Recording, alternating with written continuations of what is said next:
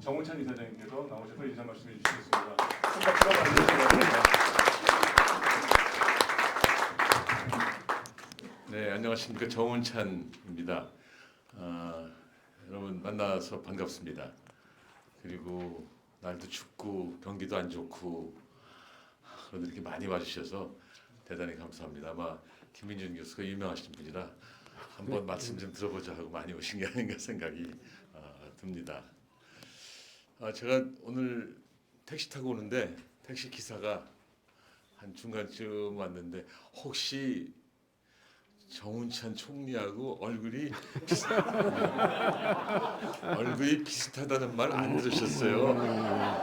그래서 저도 잘 모르겠습니다. 그리고 거의 다 와갖고 미안해서 이제 제가 정운찬입니다 이렇게 얘기 듣더니 그냥 이거 큰일 났습니다. 나라가 자기가 지금 나이는 80이고 52년간 택시를 해왔는데 금년 초부터 지금까지로 보면은 택시 손님이 반으로 줄어들었다고 그러네요.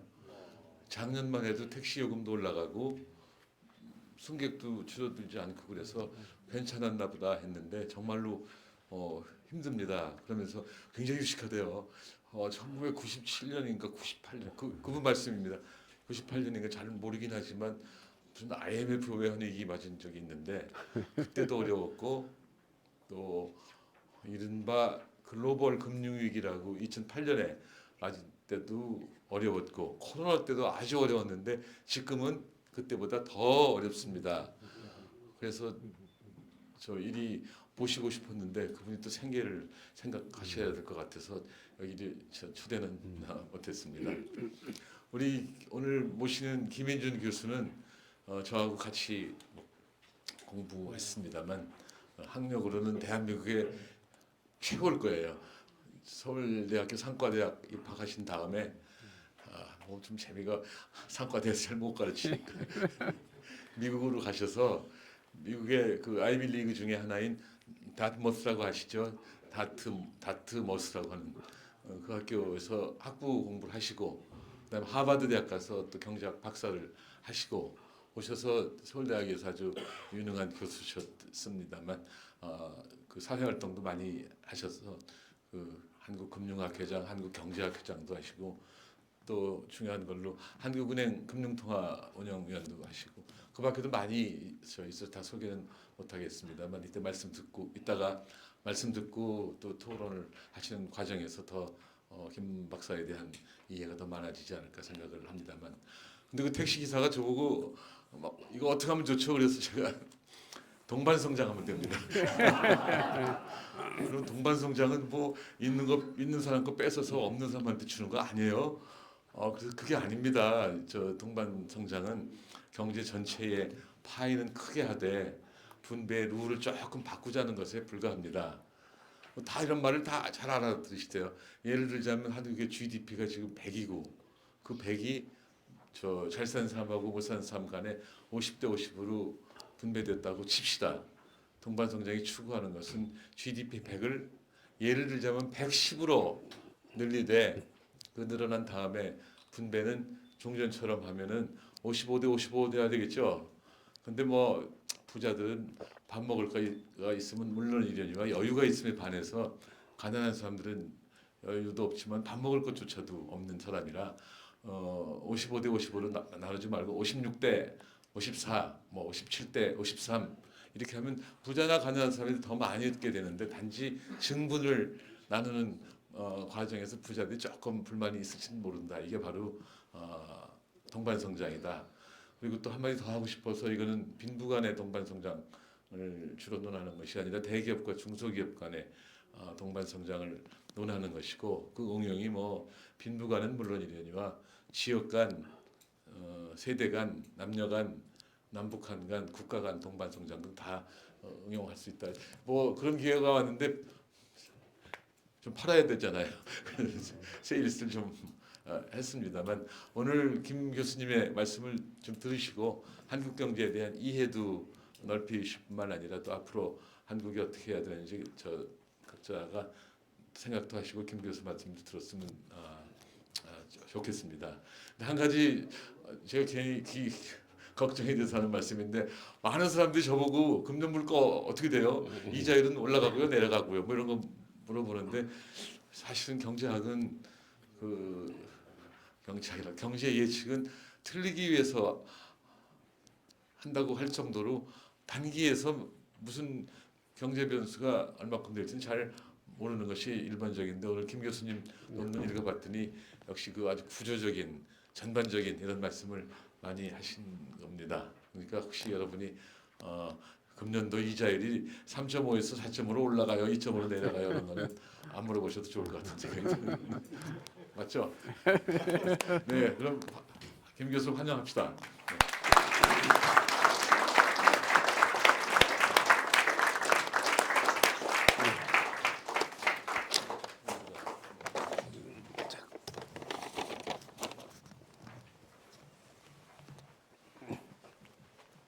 예, 이걸 네.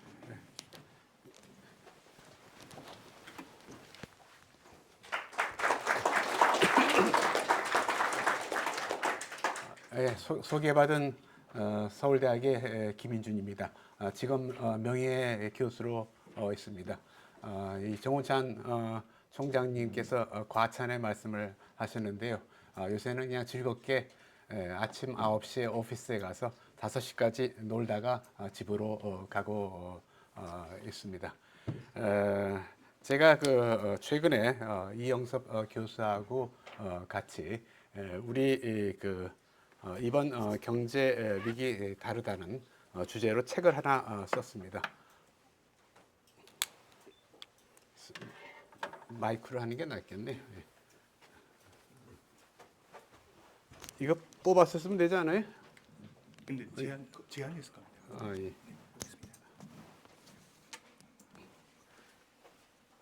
예, 이 주제로 책을 쓴 것은 제가 우리 경제 자체에 대한 현실을 한번 이해해 보자 하는 그런 측면에서 이 책을 쓰게 되었습니다. 여러분들이 브로셔에서 보셨겠지만은 먼저 이 책에서 이번 우리 경제 현실은 어떤가 하는 그런 문제를 먼저 다루어 봤습니다.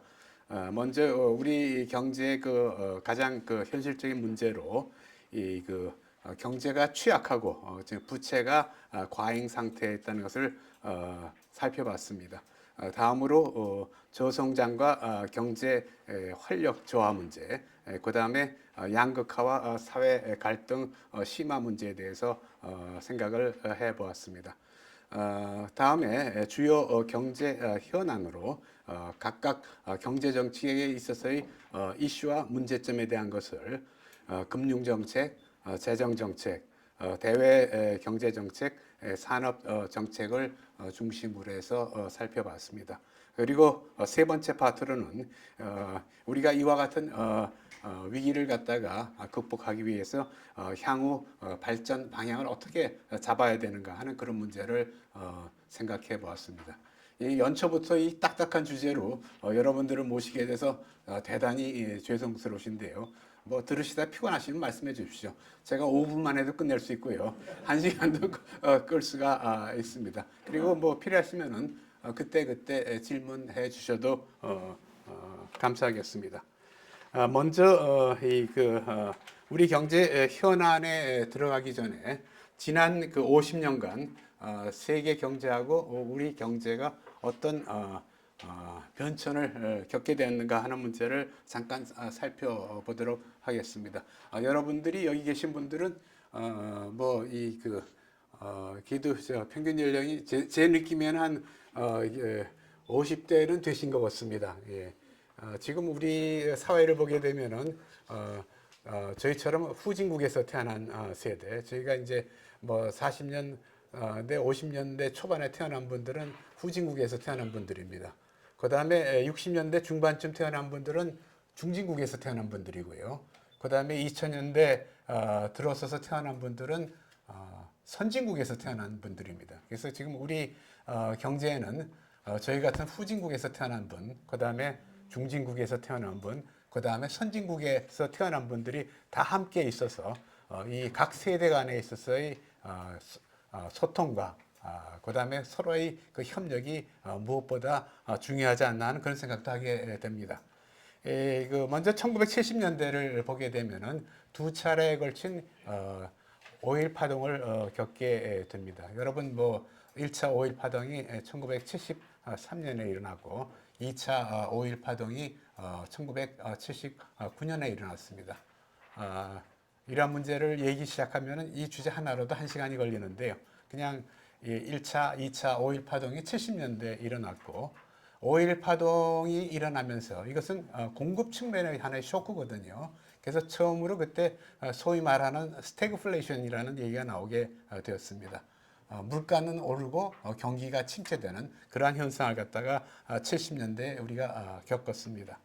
이 80년대 들어와서 여러분들 아마 기억하시는 분들도 많으시라고 생각을 하는데 재팬 넘버 원을 갖다가 80년대 초중반까지 구가하던 시대였습니다. 일본이 미국을 제조업 분야에서 따라잡으면서 이제 일본이 미국을 능가하면서 가장 그 선진국이 될 수 있다는 그런 희망에 부풀었던 시대입니다. 그렇지만 1985년 플라자 협정, 87년 루블 협정을 겪으면서 일본은 소위 말하는 잃어버린 20년, 잃어버린 30년을 겪게 됩니다. 이거는 무엇보다도 부동산 시장에 있어서의 거품이 형성되고 이것이 꺼지는 과정에서 경제 어떤 의미에서 보면 경제 대책이 제대로 이루지 못한 결과로 이런 결과를 가져왔다고 말씀을 드릴 수가 있겠습니다. 또한 1989년에는 베를린 장벽이 무너지고 1991년에는 소련이 붕괴하게 됩니다. 그래서 냉전 시대가 일단 종식이 되면서 미국은 얼트라 슈퍼 파워로 등장을 하게 됩니다. 슈퍼 파워 중에서 가장 유일한 슈퍼 파워라는 그런 측면에서 얼트라 슈퍼 파워라는 말이 이때 나타나게 됩니다. 그 다음에 2001년 9.11 테러 사태가 발생하고 미국의 이라크 침공이 일어납니다. 마찬가지로 같은 해 2001년 12월에는 중국이 WTO에 가입하면서 고도 성장을 갖다 구가하면서 현재는 G2로 이렇게 살아남게 되겠습니다. 한편 경제 상황을 보게 되면은 2000년에 닷컴 버블이 붕괴되면서 미국은 경기 회복을 위해서 확장적인 금융 정책을 채택을 하게 됩니다. 근데 이 돈이 이제 많이 풀리면서 부동산 시장에 거품이 일어나고 그 당시에 소위 말하는 서프라임 모기지 사태가 일어나면서 2008년 글로벌 금융 위기가 발생을 하게 됩니다. 이 글로벌 금융 위기가 발생을 하니까 다시 미국이 저금리 그 다음에 확장 재정 정책을 쓰게 됩니다. 그런데 한 10년 가까이 지나면서 금리를 갖다가 정상화시키는 그런 과정에서 또 다시 코로나 19라는 그런 또 경제 위기가 발생을 하게 됩니다. 이와 같이 저금리와 재정 팽창이 계속되다 보니까는 인플레이션 현상이 야기되면서 2022년에는 미국이 소위 말하는 글로벌 인플레이션을 갖다가 극복하기 위해서 이 금리를 갖다가 단기간에 빠른 속도로 올리는 긴축 금융 정책으로 선회하게 됩니다. 미국 기준금리가 채 1년도 안 되는 기간 동안에 0.25%에서 5.5%로 상승하는 빠른 속도의 그 상승을 겪게 됩니다.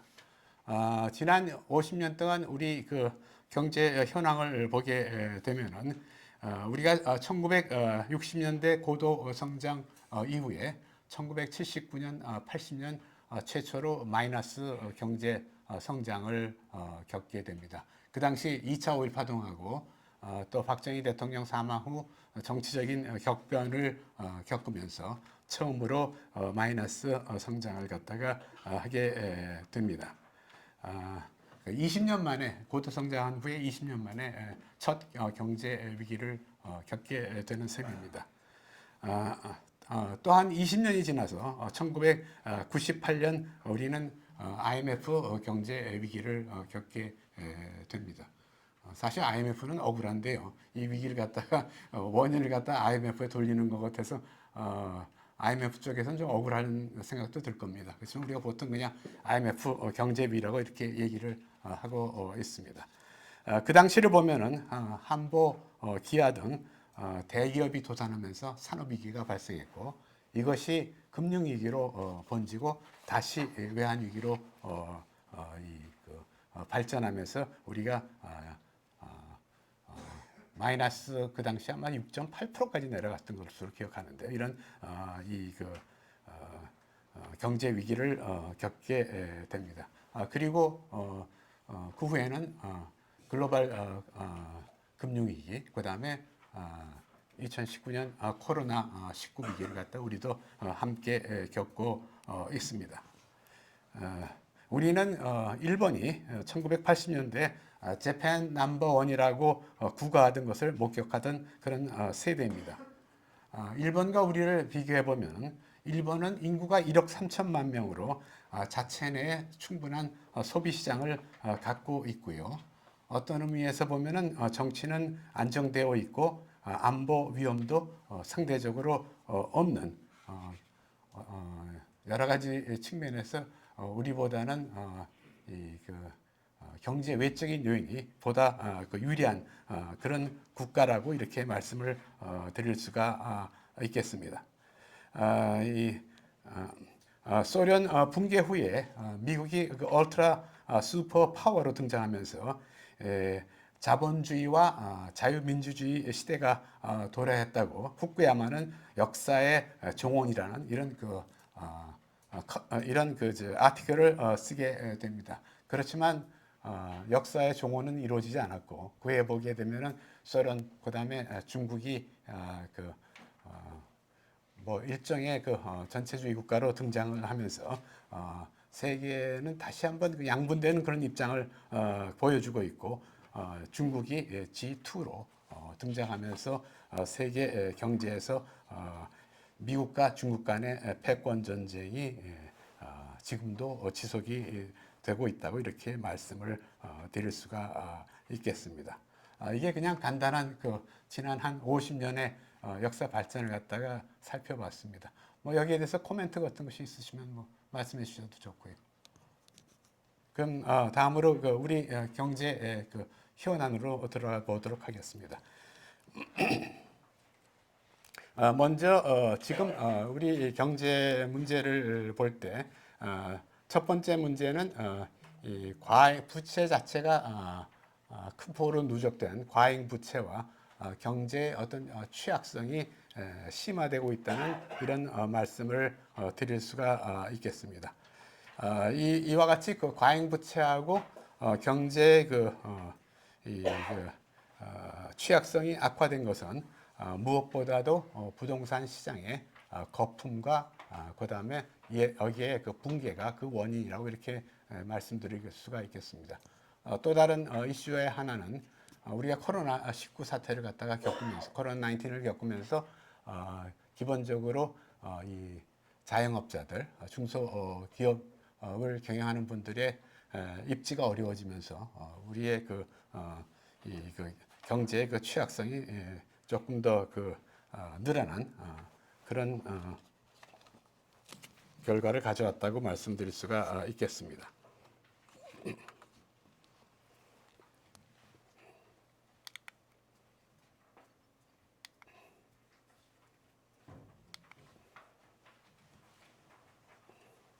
이 컴퓨터에 하도 조그맣게 쓰여서 제가 제대로 읽어지지가 않는데요.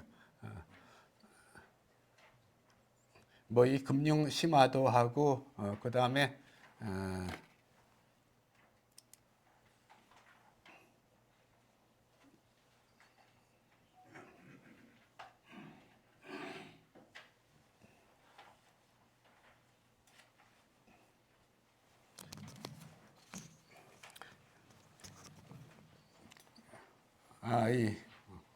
됐어요.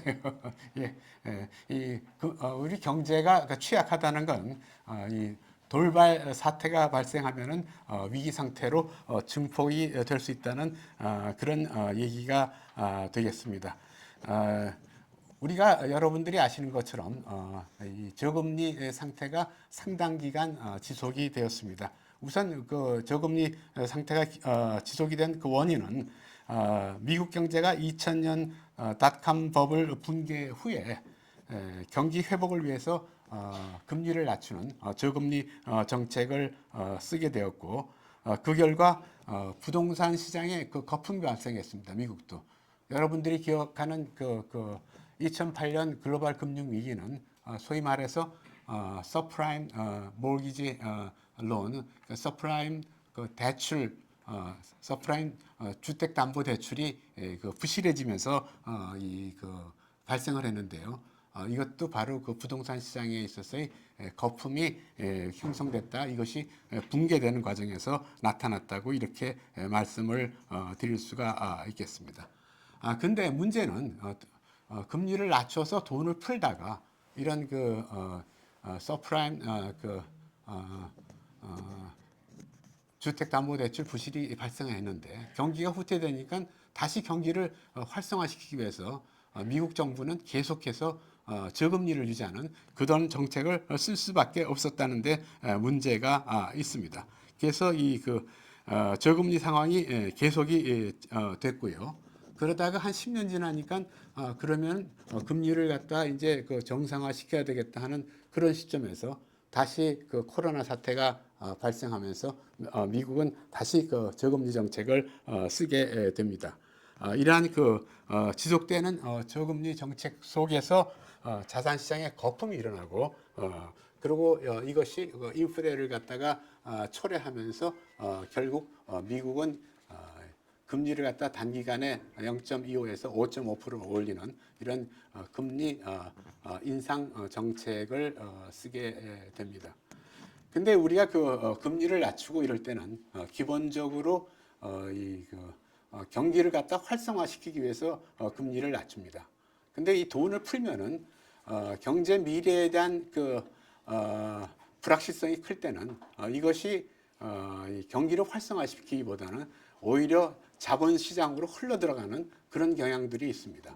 자본시장으로 흘러들어가면서 이것이 부동산 가격을 갖다가 올리고 그러면서 부동산 시장에 거품을 갖다 일으킨다는데 문제점이 있다고 이렇게 말씀드릴 수가 있겠습니다.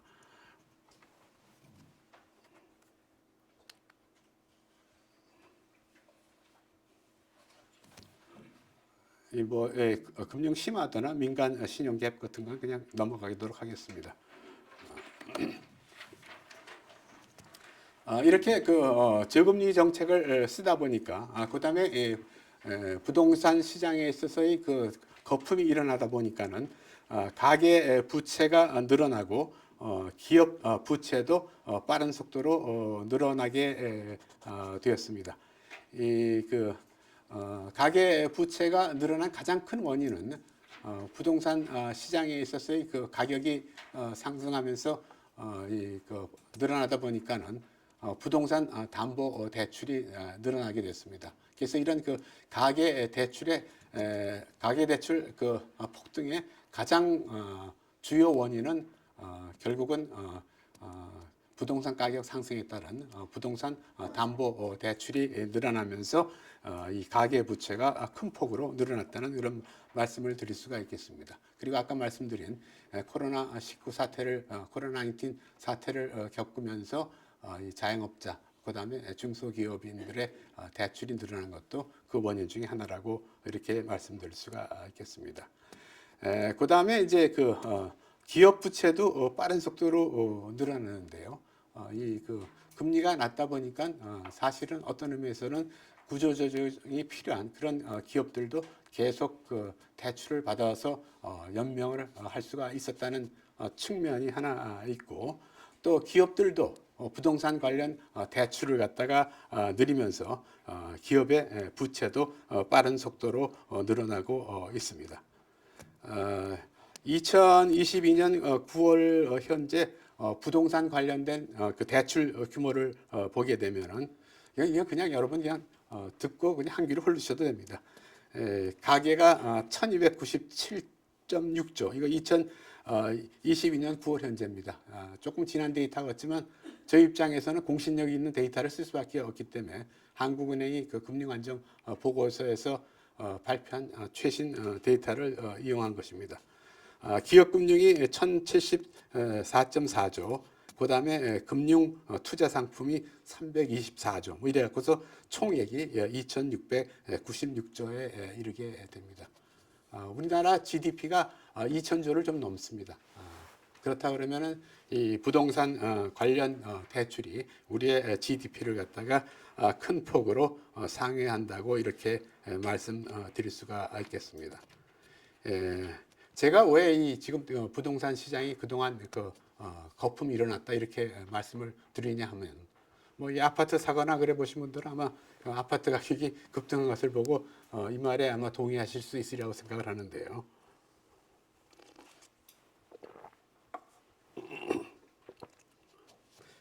며칠 전에 그 뉴스를 보니까는 뭐 태영건설이 2020년 말에 평당 5천만 원 하던 걸 갖다가 2023년도 와서 1억 6천에 사갖고서 거기다가 이제 건물을 짓는 과정에서 어려움을 겪게 되었다는 그런 얘기가 나오더라고요. 그러니까 3년 안 돼서 이 지역의 땅값이 3배가 됐다는 이제 그런 얘기가 될 수가 있겠고요. 그 다음에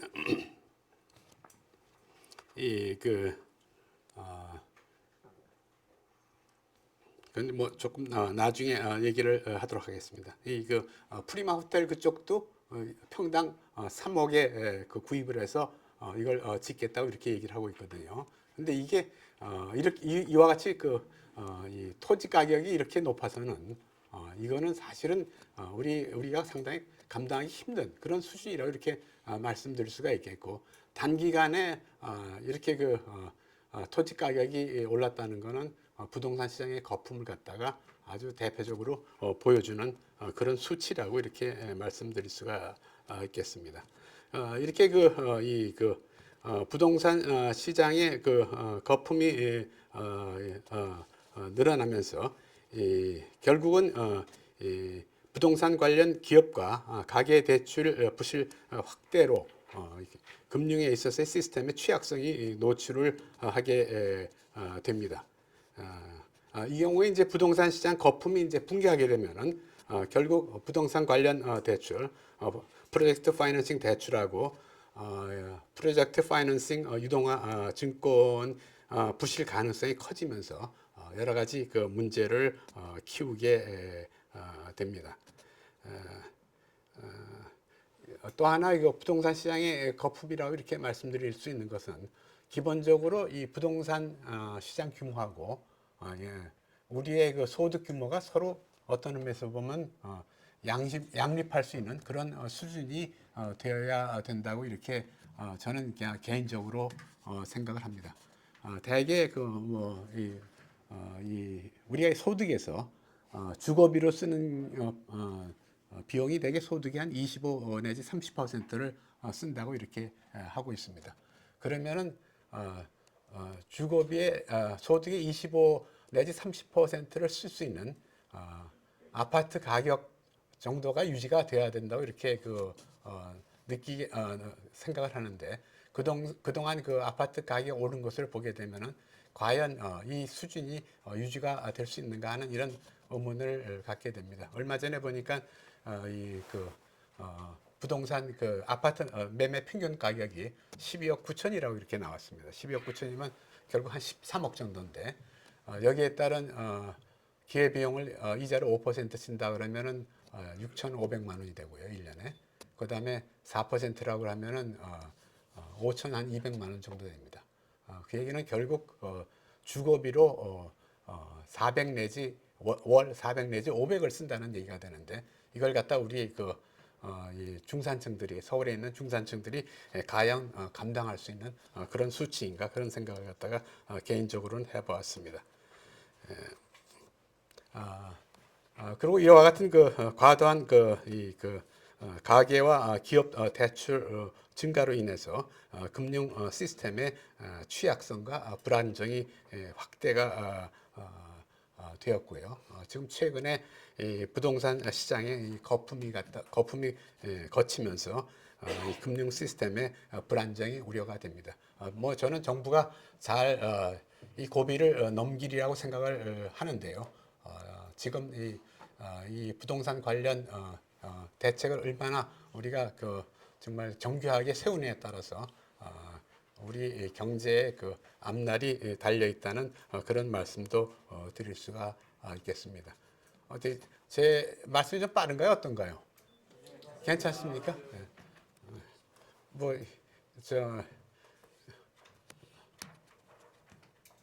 좀 내용이 진보하면 언제든지 말씀해 주십시오. 예. 두 번째로는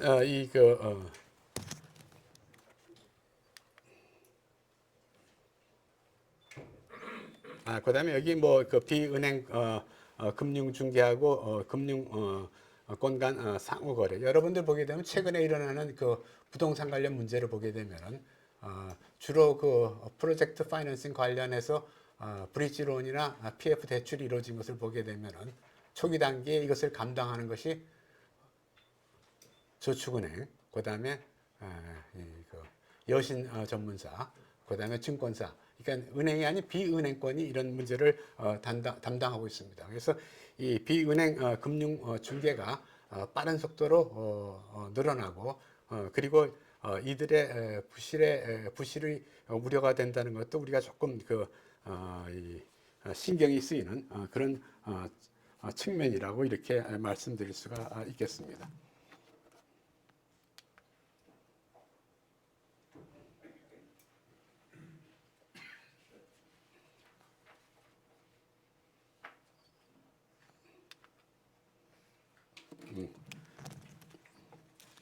다음으로 저성장과 경제 활력 저하에 대해서 말씀을 드리도록 하겠습니다.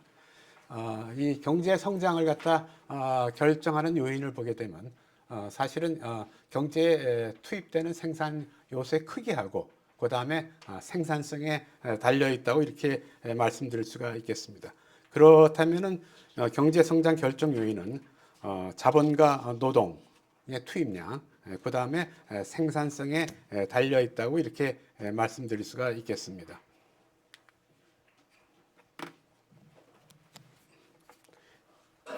우리는 여러분들이 다 아시다시피 1960년대를 시작해서 IMF 사태가 발생하기 전까지 고도 성장기를 유지했습니다. 한 30년간 고도 성장을 유지했고요.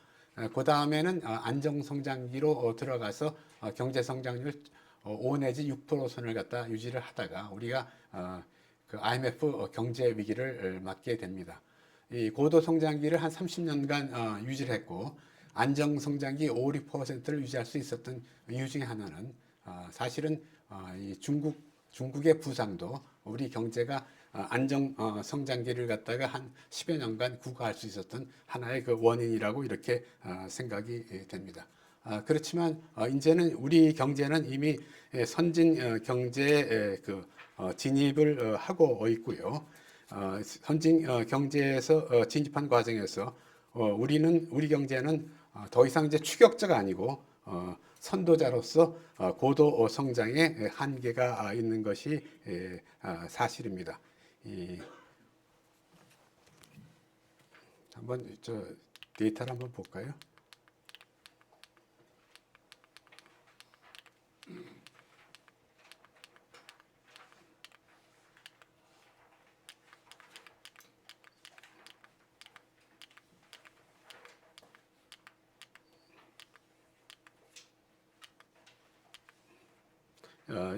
이 테이블을 보시면은 1980년대, 1990년대 2000년대, 2010년대의 그 경제 성장률을 갖다가 평균 경제 성장률을 보여주고요. 그다음에 향후 전망치가 나와 있습니다. 근데 향후 전망치는 뭐 누구도 여기에 대해서 확신할 수 없는 그런 숫자라고 이렇게 말씀을 드릴 수가 있겠습니다.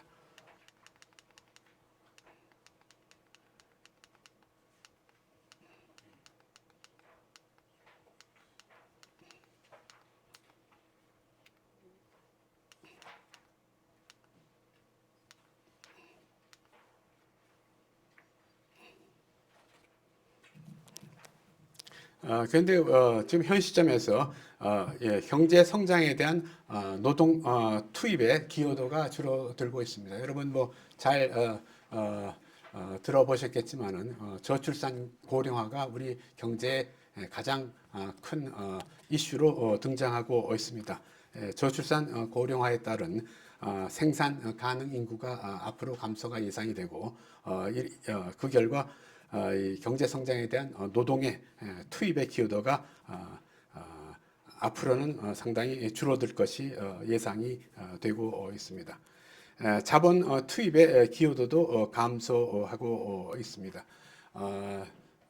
그동안 사실은 어떤 그 산업에 투자하는 것보다 부동산 투자를 함으로써 더욱더 큰 수익을 올릴 수 있었던 것이 현실이었기 때문에 부동산 투자로 얻은 이익의 자본 투자 수익률을 갖다가 상회하면서 산업 부분에 대한 투자가 과거만큼 충분히 이루어지지 않았다고 이렇게 말씀을 드릴 수가 있겠습니다. 그런데 이제 앞으로 국가 산업 경쟁력을 결정하는 뭐 IT나 AI나 반도체나 차세대 전지, 전기차, 바이오, 우주항공 등은 대규모 투자를 갖다가 필요하는 거고 이런 분야의 대규모 투자가 제대로 이루어져야만 사실은 앞으로 우리가 국가 경쟁력을 갖다 유지할 수 있다고 이렇게 말씀드릴 수가 있겠습니다. 한편 그 생산성 자체도 이 선진 경제가 되면서 줄어들 수밖에 없습니다. 우리가 그냥 그 개발도상국일 경우에는 남이 개발한 테크놀로지를 그대로 갖다 쓰면 되는데 우리가 이 선도자로서 기술 자체를 스스로 개발해야 되기 때문에 경제가 선진 경제에 진입하면서 생산성의 감소는 뭐 사실은 어느 정도는 우리가 그 감수할 수밖에 없는 그런 결과입니다. 그렇지만은 이 생산성은 제도, 교육, 기술, 사회통합 등 다양한 요인의 영향을 받는데 지금 과연 우리가 교육, 기술, 사회통합에 얼마만큼 우리가 성공을 하고 있나 이런 것을 한번 생각해 볼 필요가 있다고 봅니다. 우리가 이 80년대까지 8%가 넘는 고도 성장을 하고 그다음에 90년대 5, 6% 안정 성장을 하고 뭐 지금 선진 경제에 진입한 것은 사실 대단한 업적입니다. 또 이와 함께 미국이 지난 200년 동안 2% 이상 그 성장을 유지하면서 울트라 슈퍼파워로 남아 있다는 것도 대단합니다. 사실은 경제가 그 선진 경제로 진입하게 되면은 2%의 성장을 갖다 지속적으로 유지한다는 것도 쉽지 않습니다. 그래서 우리로서 가장 중요한 것은 2 내지 3%의 성장 잠재력을 어떻게 확보하느냐 하는 것이 가장 중요한 이슈가 되리라고 이렇게 생각이 됩니다.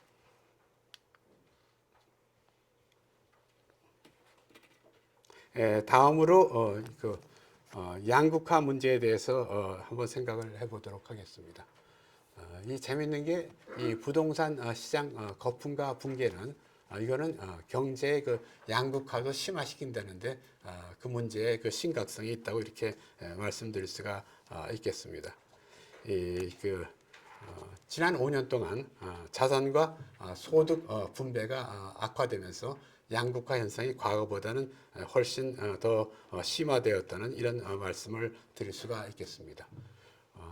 과거 뭐 칼 막스나 뭐 또 최근에 피케티 이런 친구들은 기본적으로 이 근로자하고 자본가로 나누면서 근로자하고 자본가의 소득 분배가 어떻게 되어 있는가 이런 측면에 관심을 갖고 있습니다. 그러면서 그들이 하는 얘기는 자본소득이 자본소득 증가율이 근로소득 증가율을 초과하면서 이 분배가 악화되고 소득 분배가 악화되고 이것이 자산 분배도 악화되었다는 이런 주장을 하고 있습니다.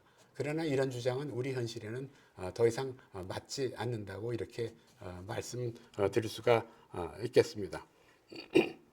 우리 통계 데이터를 보게 되면은 소득 분배에서 근로소득과 자본소득이 차지하는 비중은 선진국과 별 차이가 없습니다. 그리고 이 노동과 자본 간의 소득 분배 추세도 큰 변화가 없다는 그런 말씀을 드릴 수가 있겠습니다. 그렇다면은 이 소득 분배 악화 요인, 자산 분배 악화 요인이 뭔가를 갖다 우리가 한번 생각을 해 봐야 할 것 같습니다. 소득 분배 악화 요인은 어떻게 보면은 근로소득 그리고 자본소득 내 불평등이 심화된 것이 이것이 소득 분배 악화의 보다 큰 원인이라고 이렇게 생각을 하고 있습니다. 지금 대기업과 아까 우리 정운찬 총장님도 말씀하셨지만 대기업과 중소기업, 그다음에 노조와 비노조 기업 이런 것에 있어서의 임금의 격차는 갈수록 지금 벌어지고 있습니다. 특히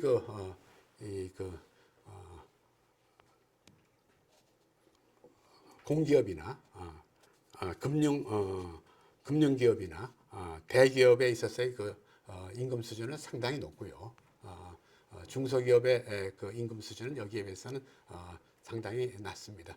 제가 통계 자료는 제가 쓴 책에는 다 있는데 여기서는 그냥 생략하고 넘어가도록 하겠습니다. 그리고 지금 노조의 결성률이 한 10%를 조금 상회하는데요. 이 노조는 기본적으로 대기업, 공기업, 그다음에 금융 업들 중심으로 노조가 형성이 되어 있기 때문에 사실 노조는 어떤 의미에서 보면 중소기업이나 취약층의 이해를 갖다가 제대로 대변을 하기는 힘들다고 이렇게 말씀드릴 수가 있겠습니다. 이와 마찬가지로 자본가들 보게 되면은 지배 대주주하고 일반 지주 간의 지배 대주주하고 일반 주주 간의 소득 격차가 크게 확대되고 있습니다. 가끔 언급이 되고 있는데요. 이 물적 분할 문제. 물적 분할은 기본적으로 이 대주주의 이익을 갖다가 위에서 이루어지는 게 물적 분할이라고 이렇게 볼 수가 있겠고요. 그다음에 대기업의 자사주 매입, 그다음에 이런 것들과 그다음에 또 지배 대주주 입장에서는 사실은 상속 같은 것을 생각할 경우에 주가를 갖다가 어떤 의미에서 보면 상승시킬 요인이 별로 없다고도 이렇게 볼 수가 있겠습니다. 그래서 이 지배 대주주와 일반 주주 간에 있어서의 소득 분배도 소득 격차도 커졌다는 이런 말씀을 드릴 수가 있겠습니다. 그리고 우리가 근로자하고 자본가로 나누는 것은 사실 별 의미가 없는 게요. 삼성전자 같은 경우에 주주가 500만이라고 합니다. 그리고 지금 주식 투자를 하는 사람이 1,400만이라고 그러거든요. 그래서 과거와 같이 근로자하고 자본가 이분법을 써갖고서 이슈를 접근하는 것은 우리 경제에는 더 이상 맞지가 않다고 이렇게 생각이 듭니다. 다음으로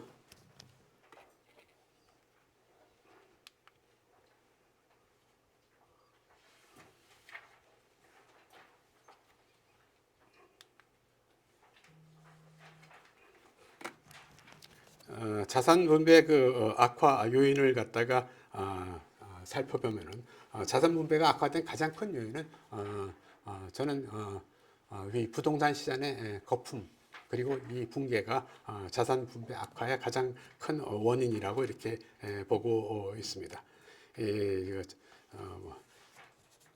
부동산 시장의 거품은 아까도 말씀드린 것처럼 부동산 정책에 실패하고 장기간 저금리가 지속되면서 돈이 다량 풀린 것이 그 원인이라고 이렇게 말씀드릴 수가 있겠습니다. 그 한국은행하고 통계청이 금융 순자산이라는 통계를 갖다가 발표하고 있습니다.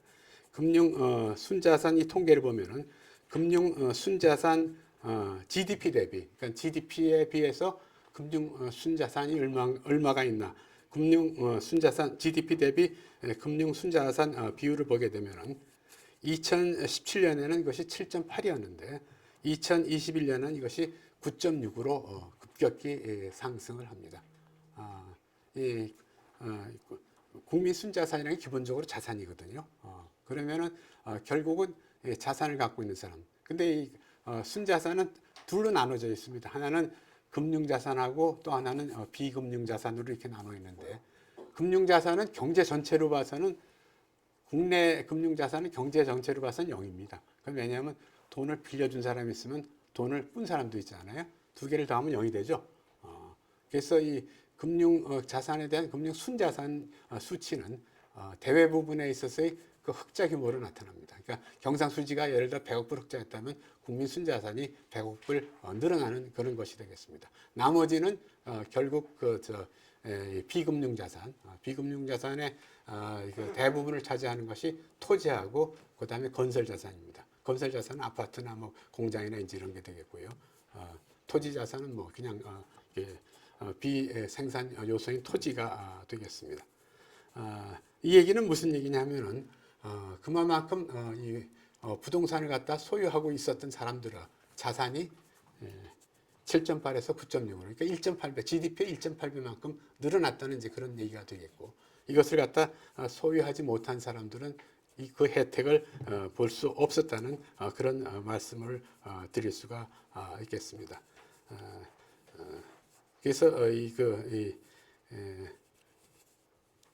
이런 GDP 대비 국민 순자산 그 수치를 보게 되면은 이것이 그 자산 분배가 크게 악화되었다는 것을 갖다 우리가 알 수가 있겠습니다. 그리고 여기 잠깐 보시는 것처럼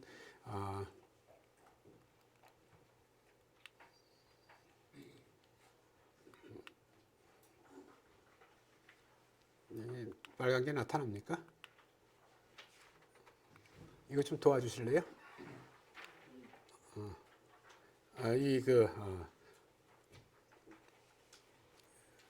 소득하고 그 자산 분배, 부의 분배를 보게 되면은 이 순자산 5분위 점유율을 보게 되면은 부는 62.3, 그다음에 소득은 44.6 이렇게 돼서 상대적으로 부의 그 양극화가 자산의 양극화가 소득의 양극화보다 더 심하다는 걸 갖다가 여러분들이 알 수가 있겠습니다.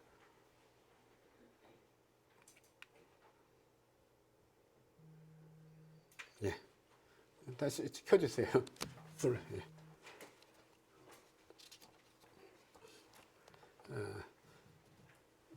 그래서 이 금리가 낮은 상태에서는 사실 저금리로 대출을 받아서 이 부동산 투자를 할 수 있었던 사람들은 사실은 그 자산이 큰 폭으로 늘어났고, 그런 기회를 갖지 못했던 사람들은 그런 자산이 늘어나지 못하면서 소위 그 벼락거지라는 그런 자주 섞인 말도 나오게 되었습니다. 그래서 이 부동산 시장의 거품과 붕괴가 자산의 그 양극화를 가져오는 가장 큰 원인 중에 하나였다고 이렇게 말씀을 드릴 수가 있겠습니다. 그런데 이와 같은 그 경제 양극화가 가져온 문제점은 사회 갈등 구조를 갖다 첨예하고, 그래서 사회 통합의 그 기반을 갖다가 붕괴시킬 우려가 있고, 포퓰리즘과 팬데믹 현상을 갖다가 야기시킨다는데 그 문제가 있다고 이렇게 말씀을 드릴 수가 있겠습니다. 지금까지 제가 우리 경제 현실로 기본적으로 경제의 어떤 그 과잉 부채하고 경제 취약성, 그 다음에 저성장 기조의 정책, 그다음에 자산과 소득의 양극화 현상에 대해서 말씀을 드렸습니다. 다음으로는 우리 그 경제 정책 현안과 관련된 이슈를 갖다가 잠깐 짚고 넘어갈까 이렇게 생각을 하고 짚고 넘어갈까 합니다. 지금 여기 있는 이 그림을 보게 되면 GDP 대비 국민 순자산 비율을 갖다가 보여주고 있습니다.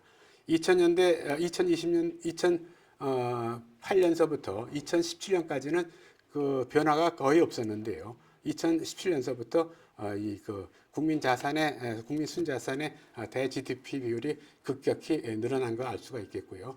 이 아파트 실거래 가격 지수를 보더라도 지난 수년간 아파트 가격이 급격히 상승한 것을 갖다 여러분들이 아실 수가 있겠습니다. 주요 경제 정책 현안에 관해서는 관련된 이슈만 이렇게 간단히 말씀을 드릴 수가 있겠습니다. 이게 금융 정책에 대해서 말씀드리면은 그동안 저금리 정책 부작용의 하나가 결국 부동산 시장의 거품과 붕괴를 가져왔고 자산 양극화를 초래한 가장 중요한 요인 중에 하나였다고 이렇게 말씀드릴 수가 있겠습니다.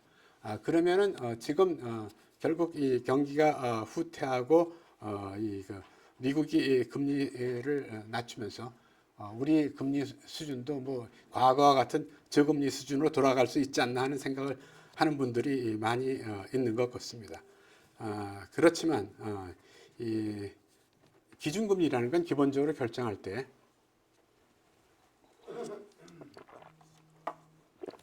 성장 잠재력과 목표 인플레이션을 갖다가 고려해서 결정을 합니다.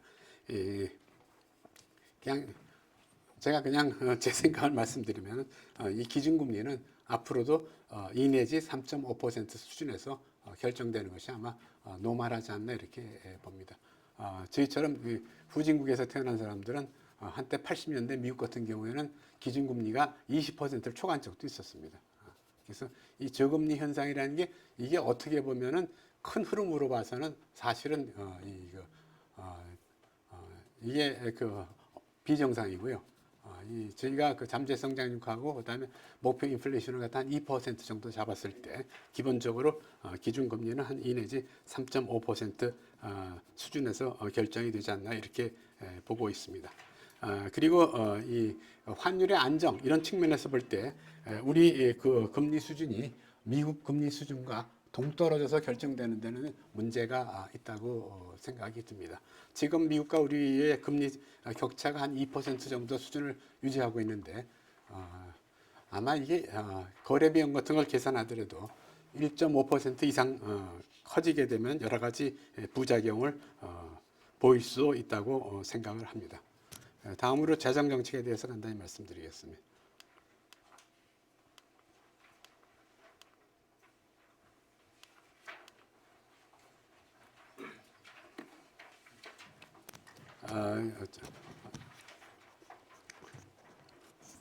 재정 정책을 보게 되면은 전 정권이 들어와서 문재인 정부 들어와서 기본적으로 경기 활성화를 위해서 확대 재정 정책을 추구하였습니다. 그런데 그 과정에서 코로나19 사태가 발생하면서 이 재정 적자가 큰 폭으로 늘어났다는 그런 말씀을 드릴 수가 있겠습니다. 우리가 재정 적자를 갖다 카운트할 때 크게 그 관리 재정 수지하고 통합 재정 수지로 나누어서 봅니다. 우리 같은 경우에 이게 아주 특별한 경우인데요. 국민연금 관련해서 수입이 지출보다 클 때는 통합 재정 수지가 관리 재정 수지보다 커지고요. 그렇지 않을 경우는 이제 반대 현상이 나타나는데 우리는 연금으로 걷어들인 돈이 지출하는 돈보다 크기 때문에 통합 재정 수지가 그 관리 재정 수지보다는 항상 흑자 규모가 큽니다. 근데 우리가 결국 연금 언젠간 다 나가야 되기 때문에 기본적으로 관리를 재정 정책을 쓸 때는 관리 재정 수지 기준으로 해야 되고 이 관리 재정 수지 적자가 GDP의 3%를 갖다 초과해서는 이 국가 채무가 한 수준을 수렴하지 않고 발생하기 때문에 이 관리 재정 수지를 갖다가 3% 이내로 유지하는 것이 필요하다고 이렇게 보고 있습니다. 그다음에 그 재정